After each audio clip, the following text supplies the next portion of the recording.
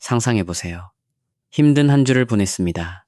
다투었을 수도 있고, 아니면 다툼이라고 부르기조차 모호한 그저 길고 차가운 거리가 이어졌을 수도 있죠. 그러다 아주 잠시 두 사람 사이에 공기가 부드러워집니다. 짧은 평온함과 작은 온기가 느껴져서 당신은 그 사람에게 다가갑니다. 두 팔을 벌리고 상대방도 다가옵니다. 하지만 거의 곧바로 무언가 어긋난 듯한 기분이 듭니다. 상대방의 팔이 올라오긴 했지만 어깨 바로 아래쪽이 뻣뻣합니다. 마치 근육들이 아직 긴장을 풀라는 신호를 받지 못한 것처럼요. 그 사람의 손이 당신의 등을 한 번, 두 번 두드립니다. 마치 이제 그만 착륙합시다 라고 말하는 듯한 그 짧은 톡톡거림 말이죠. 이제 떨어질 준비를 하라는 듯 제대로 된 포옹이 이루어지기도 전에 그들은 이미 당신과의 사이에 거리를 두고 있습니다. 무언가 달라지길 바라며 당신은 아주 조금 더 상대를 안고 있어 봅니다. 하지만 변하는 건 없습니다. 그 접촉에는 어떤 공허함이 배어 있습니다. 두 사람이 가까이 붙어 있지만 온전히 함께 있는 것은 아닌 느낌이죠. 당신은 뒤로 물러납니다. 상대방은 아무렇지 않아 보입니다. 어쩌면 배고파? 같은 아주 일상적인 말을 건넬지도 모릅니다. 그렇게 그 순간은 흩어지고 당신은 작고 조용한 혼란 속에 덩그러니 남겨집니다. 방금 그건 무슨 의미였을까? 내가 뭘 잘못했나? 이 사람은 나와 스킨십을 하긴 원하는 걸까? 만약 이런 감정을 느껴본 적이 있다면, 이 특유의 단절감을 알고 계신다면 이 영상은 당신을 위한 것입니다. 억지로 상황을 돌파하는 법을 가르쳐 드리려는 게 아닙니다. 그 순간 실제로 어떤 일이 벌어지고 있는지 이해하고 신체적 친밀감에 다가가는 방식을 아주 조금 바꾸는 것만으로도 모든 것이 어떻게 달라질 수 있는지 도와드리기 위해서입니다. 먼저 오해하지 말아야 할 부분부터 짚고 넘어가겠습니다. 회피형 성향을 가진 사람들이 차갑다는 뜻이 아닙니다. 그들이 아무런 감정을 느끼지 못한다거나 스킨십이 그들에게 아무런 의미가 없다는 것도 아닙니다. 관계에서 감정적으로 독립적이려는 사람들은 대부분 그럴 만한 타당한 이유가 있어서 그런 성향을 발달시킨 것입니다. 대개는 어린 시절 누군가와 가까워지는 것과 불편함이 동시에 찾아왔던 경험들 때문입니다. 그런 경험이 반복되면서 그들의 신경계는 친밀감을 편안히 쉬어야 할 곳이 아니라 대비하고 경계해야 할 상태로 인식하게 된 것이죠. 이건 아주 단순하게 설명한 것입니다. 실제 내면의 경험은 훨씬 미묘하고 사람마다 다릅니다. 하지만 기본적인 형태는 이렇습니다. 우리 중 많은 사람들은 포옹이나 신체적 친밀감을 통해 마음이 차분해지고 안정을 찾습니다. 하지만 회피 성향이 강한 사람들은 길고 강렬한 신체 접촉을 오히려 자신을 긴장시키고 자극하는 것으로 느낄 때가 있습니다. 스킨십 자체가 싫어서가 아니라 그 스킨십이 의미하는 지나친 가까움이 자신이 감당하기엔 벅차게 느껴지기 때문입니다. 자율성에 대해서도 이해할 필요가 있습니다.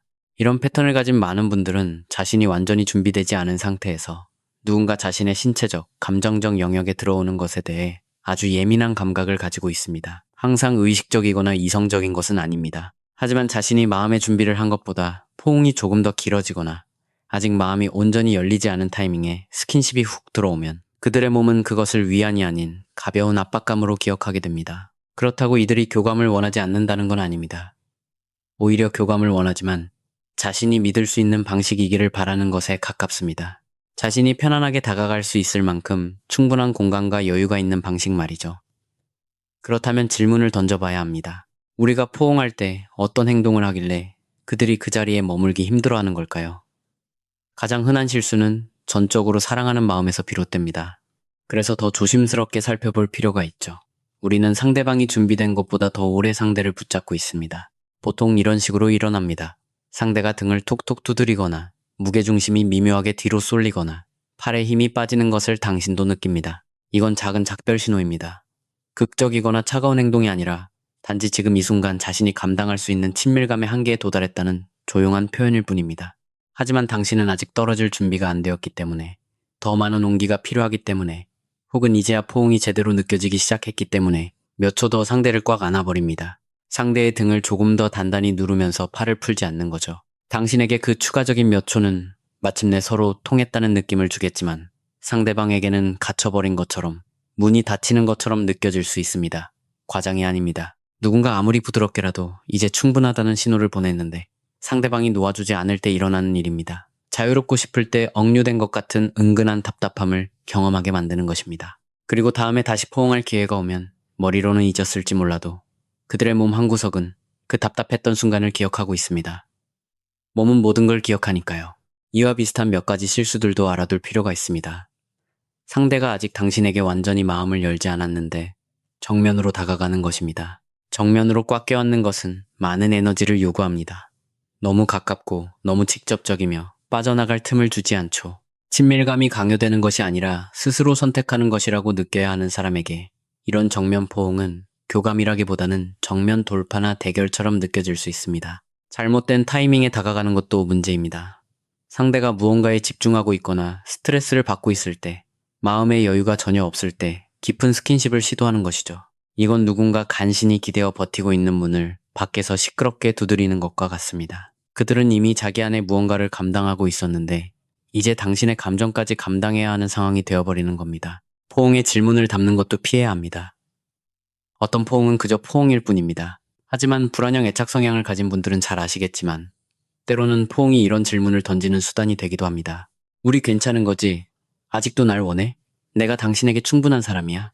그런 무거운 감정은 살갗을 통해 그대로 전해집니다. 강렬한 감정을 받아들이기 힘들어하는 사람에게 그런 질문을 가득 담은 포옹은 따뜻함이라기보다 따뜻함에 탈을 쓴 압박으로 느껴집니다. 이런 실수를 했다고 해서 당신이 나쁜 연인이라는 건 결코 아닙니다. 대부분은 상대를 정말 아끼는 다정한 마음에서 비롯되니까요. 하지만 상대에 대한 깊은 이해 없이 일방적으로 향하는 다정함은 우리가 의도하지 않은 방향으로 흘러갈 수 있습니다. 이제 아주 구체적인 방법을 알아보겠습니다. 보통 이런 조언들은 모호하게 끝나기 마련인데 모호한 조언은 실제 상황에서 아무런 도움이 되지 않거든요. 첫째, 일방적으로 안기보다는 포옹을 먼저 제안해 보세요. 두 팔을 벌리고 상대의 품으로 불쑥 걸어 들어가는 것과 두 팔을 벌린 채 잠시 멈춰 기다려주는 것은 완전히 다릅니다. 그 멈춤은 일종의 초대장입니다. 상대방이 당신을 향해 마음을 돌리고 스킨십을 당하는 것이 아니라 스스로 스킨십을 선택할 수 있도록 아주 짧은 찰나의 시간을 주는 것이죠. 아주 사소해 보이지만 당신의 생각보다 훨씬 더 중요한 부분입니다. 둘째, 나란히 서서 하는 포옹이나 어깨동무를 먼저 시도해 보세요. 전면적인 스킨십을 부담스러워하는 사람들에게는 비스듬히 서서 어깨에 팔을 두르는 옆으로 하는 포옹이 훨씬 편안하게 느껴집니다. 정면에서 옥죄는 느낌 없이 교감을 나눌 수 있기 때문입니다. 갇혀있다는 느낌보다는 든든한 동반자가 곁에 있다는 느낌을 줍니다. 많은 회피형 연인들에게 이 방식이 익숙해지면 사실 아주 깊은 편안함을 주는 신체적 친밀감의 형태가 됩니다. 이걸 진짜 포옹보다 못한 스킨십이라고 생각하지 말고 다가가는 다른 출발점이라고 생각해 보세요. 온기를 나누는데 반드시 서로 얼굴을 마주보고 대칭을 이룰 필요는 없습니다. 셋째, 처음에는 포옹을 짧게 하고 당신이 먼저 하는 팔을 풀어주세요. 스킨십에 더 목말라 있는 당신의 입장에서는 직관에 어긋나는 행동이겠지만 상대보다 아주 조금 먼저 아는 걸 풀어주는 것, 확 밀쳐내는 게 아니라 자연스럽고 여유롭게 스르륵 힘을 빼는 것만으로도 두 사람 사이의 역학관계가 바뀝니다. 당신을 억지로 붙잡아 두지 않을 거야. 당신은 자유로워 라고 말해주는 것과 같습니다. 역설적이게도 언제든 떠날 수 있다는 자유를 느끼는 사람은 다시 돌아올 마음도 훨씬 쉽게 가집니다. 문이 닫혀있지 않다는 걸 알 때 사람들은 비로소 그 방 안에서 긴장을 풀고 편안히 쉴 수 있습니다. 머릿속으로 숫자 5 정도를 센 다음 천천히 팔을 풀어보세요. 어떤 변화가 생기는지 지켜보는 겁니다. 넷째, 상대의 기분을 확인하되 아주 짧게 하세요. 스킨십 전후에 가볍게 상태를 묻는 것이 길게 질질 끄는 포옹보다 훨씬 더 좋은 결과를 가져올 수 있습니다. 하지만 어떻게 묻는지가 중요합니다. 꼬치꼬치 캐묻거나 취조하는 게 아닙니다. 그저 상대방의 기분을 살피는 작은 말의 제스처를 건네는 것뿐입니다. 실제 상황에서 쓸 수 있는 5가지 짧은 대화법을 알려드리겠습니다. 짧고 따뜻하며 부담이 없는 말들입니다. 포옹을 제안하고 싶지만 확신이 안 설 때는 당신만 괜찮다면 지금 안아주고 싶어. 이게 전부입니다. 그 뒤에 어떤 부담도 주지 마세요. 만약 상대가 지금은 좀 그래라고 한다면 가볍게 대답하세요. 괜찮아, 신경 쓰지 말라고요. 그리고 진심이어야 합니다. 거절해도 아무런 나쁜 결과가 없다는 걸 알아야 다음번에 예스라고 대답할 때도 안전함을 느낄 수 있습니다. 당신은 아직 더 안고 싶은데 상대가 뒤로 물러나려 할 때는 알았어, 이만 놓아줄게 라고 말하고 실제로 그렇게 하세요. 당신의 행동을 말로 표현하면서 상대의 신호에 맞춰주는 겁니다. 불편하게 밀당하거나 눈치 보는 순간을 만들지 마세요. 이 행동은 당신이 상대의 신호를 아주 정확하게 읽고 있다는 것을 상대방의 신경계에 학습시켜줍니다. 포옹을 했는데 어딘가 서먹하게 느껴졌을 때는 그냥 오해할까봐 말하는 건데 난 당신이랑 가까이 있는 게 참 좋아. 질문도 아니고 요구도 아닙니다. 그저 대답을 바랄 필요도 없는 작고 깔끔한 진심일 뿐입니다. 조금 더 가까워지기 위해 천천히 문을 열고 싶을 때는 여기 당신 바로 옆에 앉아도 될까? 완전한 신체 접촉이 없는 물리적인 가까움. 단숨에 뛰어넘는 것이 아니라 한 걸음씩 다가가는 방식입니다. 만약 상대가 스킨십이 피곤하다거나 혼자만의 시간이 필요하다고 말한다면 알겠어? 스킨십은 당신이 원하는 속도에 맞출게 라고 말해주세요. 이것은 운전대를 상대방에게 쥐어주는 것과 같습니다. 누군가 다가오면 숨막혀 하는 사람들은 자신이 지도를 들고 길을 안내한다고 믿을 때 스킨십에 훨씬 더 마음을 엽니다. 만약 두 사람의 관계에서 스킨십 자체가 진심으로 껄끄러운 상태라면 포옹 한번 잘한다고 모든 게 해결되진 않을 겁니다. 그럴 때 도움이 되는 것은 시간을 두고 천천히 겹겹이 스킨십을 쌓아가는 것입니다. 여기 간단한 단계별 접근법이 있습니다. 첫 번째 단계, 접촉 없는 가까움입니다. 스킨십에 대한 아무런 기대 없이 그저 같은 공간에 앉아 각자 할 일을 하는 겁니다. 함께 존재하는 것만으로 편안함을 느끼게 해줍니다. 사람들은 이 단계의 중요성을 과소평가하곤 하죠. 두 번째 단계, 우연한 스킨십입니다. 곁을 지나갈 때 아주 짧게 팔에 손을 얹는 식이죠. 절대 길게 머물지 마세요. 특별한 의미를 두지 않는 평범한 행동이어야 합니다. 이 단계의 목표는 스킨십이 무겁고 부담스러운 것이 아니라 아주 일상적인 것으로 느껴지게 만드는 것입니다. 세 번째 단계, 나란히 맞닿는 스킨십입니다. 소파에서 어깨가 닿거나 다리가 옆에 스치도록 앉는 겁니다.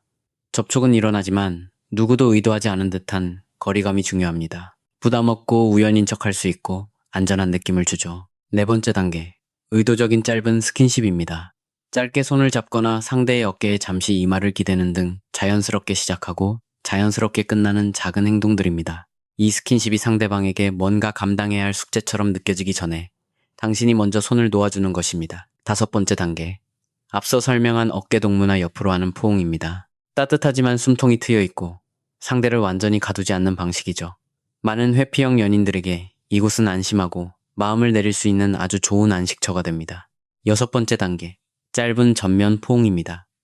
서로 양팔로 안고 마음속으로 다섯을 센 다음 놓아줍니다. 이것이 특별한 이벤트가 아니라 일상적인 습관이 될 때까지 시간을 두고 꾸준히 반복하세요. 일곱 번째 단계, 상대방이 먼저 원할 때 길게 이어지는 온전한 포옹입니다. 이 단계는 당신이 의도적으로 만들어낼 수 없습니다. 앞에 6단계를 거치면서 상대가 친밀감을 진정으로 안전하다고 느낄 때 비로소 도달할 수 있는 단계입니다. 이 순간이 오면 당신도 단번에 알아차릴 겁니다. 공허함은 사라지고 진짜 서로에게 가닿았다는 전혀 다른 느낌이 들 테니까요. 이 단계별 접근법에 대해 몇 가지 주의할 점이 있습니다. 이건 시간표가 아닙니다. 정해진 기간에 맞춰 다음 단계로 졸업하듯 넘어가는 게 아닙니다. 어떤 주에는 계속 같은 단계에 머무를 수도 있고 어떤 날은 오히려 뒷걸음질 칠 수도 있습니다. 그건 실패가 아닙니다. 사람과 사람의 관계란 원래 그런 거니까요. 당신의 인내심으로 상대의 방어벽을 뚫고 들어가 마침내 억지로 마음을 열게 만드는 것이 목표가 아닙니다. 진짜 목표는 작은 순간들이 모여 진정으로 안전한 환경을 만드는 것입니다. 그래서 친밀감이 어떻게든 견뎌내야 하는 괴로운 숙제가 아니라 그들이 스스로 선택할 수 있는 기쁨이 되게 하는 것입니다. 만약 아주 오랜 시간 동안 진심을 다해 노력했는데도 계속해서 2단계의 맨 밑바닥에 머물러 있다면, 첫 번째 단계조차 치열한 협상처럼 느껴진다면 그것은 당신에게 아주 중요한 신호입니다. 이 부분에 대해서는 나중에 다시 얘기하겠습니다. 지금부터는 이 이야기 속에서 자신의 모습을 발견하신 분들을 위한 내용입니다. 당신이 내미는 포옹에 단순한 애정 이상의 무언가가 담겨 있다는 걸 스스로 아시는 분들 말이죠.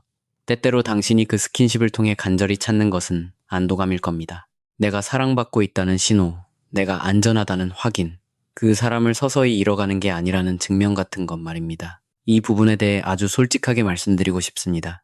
외면한다고 도움이 되지는 않으니까요. 스킨십에 예민하고 부담을 느끼는 연인에게 당신의 불안을 달래기 위한 주요 수단으로 스킨십을 이용하는 것은 아주 끔찍한 악순환을 만듭니다. 당신은 불안해서 상대에게 다가갑니다. 당신이 다가갈수록 상대는 더욱 압박감을 느끼고 긴장합니다. 그래서 뒤로 물러나죠. 그러면 당신의 불안은 더 커집니다. 더 간절히 다가가고 상대는 더 멀리 도망칩니다. 이건 당신의 잘못이 아닙니다. 당신의 불안은 진짜고 애정을 원하는 당신의 욕구도 너무나 정당합니다. 하지만 문제는 그 절실함을 당신의 기대를 채워줄 수 없는 타겟에게 던지고 있다는 데 있습니다. 그렇다면 그렇게 솟구치는 감정과 불안을 어떻게 다루어야 할까요? 행동으로 옮기기 전에 스스로 그 감정의 진짜 이름을 불러주세요. 상대에게 매달리고 싶은 충동이 강하게 일어날 때 잠시 멈추고 스스로에게 물어보세요. 내가 지금 진짜로 느끼는 감정이 뭐지? 대개 그 답은 두려움, 외로움, 혹은 불확실성에 대한 불안일 겁니다. 진정으로 돌봐야 할 것은 바로 그 감정들입니다. 반드시 포옹만이 정답은 아닙니다. 연인이 아닌 다른 곳에서 신체적 위안을 줄 수 있는 한 가지를 찾아보세요. 스킨십을 좋아하는 다정한 친구, 반려동물, 묵직하고 포근한 이불, 아니면 따뜻한 샤워 같은 것들요. 아주 사소해 보일 겁니다. 네, 사소한 것들 맞습니다. 하지만 위로를 받고 싶은 당신의 욕구를 채워줄 유일한 사람이라는 연인의 무거운 부담을 조금이나마 덜어주는 데는 분명 효과가 있습니다. 진짜 순간이 오기 전에 당신의 마음을 먼저 조절하세요. 다투고 난 뒤에 재회나 감정적으로 팽팽한 저녁 시간처럼 연인과의 교감이 불확실할 것 같은 상황에 직면한다면 먼저 당신 자신의 신경계를 다독일 무언가를 하세요. 가벼운 산책이나 몇 분간의 깊은 심호흡도 좋습니다. 감정의 다이얼을 살짝 낮춰서 감정에 완전히 압도되지 않은 상태로 상대와 마주할 수 있게 해주는 것이면 무엇이든 좋습니다. 그리고 마침내 포옹을 하게 된다면 그 포옹을 복잡하게 만들지 마세요. 이게 가장 어려운 일일 겁니다. 서로를 껴안을 때 그것이 나를 사랑하는지 시험하거나 애정의 크기를 재는 도구가 되지 않게 하세요. 그저 두 사람 사이에 온기가 오가는 순수한 순간이 되도록 노력해보세요. 포옹으로 무언가를 증명하려는 마음을 내려놓을수록 그 포옹은 실제로 당신에게 훨씬 더 많은 것을 채워줄 것입니다. 두 사람 사이의 거리가 친밀감의 속도나 조건의 문제일 뿐 당신과 가까워지는 것 자체를 원하지 않는 것은 아닌 사람 말입니다. 하지만 때로는 신체적인 온기가 계속해서 부재하고 늘 뻣뻣하고 항상 먼저 밀쳐내고 당신이 다가갈 때마다 흠칫 놀라는 그 행동들이 어떤 기술로도 부드러워질 수 없는 신경계의 패턴일 수도 있습니다. 때로는 그것이 두 사람이 근본적으로 맞지 않다는 것을 이 사람이 지금 당장, 아니 어쩌면 영원히 관계에서 당신에게 내어줄 수 있는 한계가 여기까지라는 것을 알려주는 명백한 정보일 수 있습니다.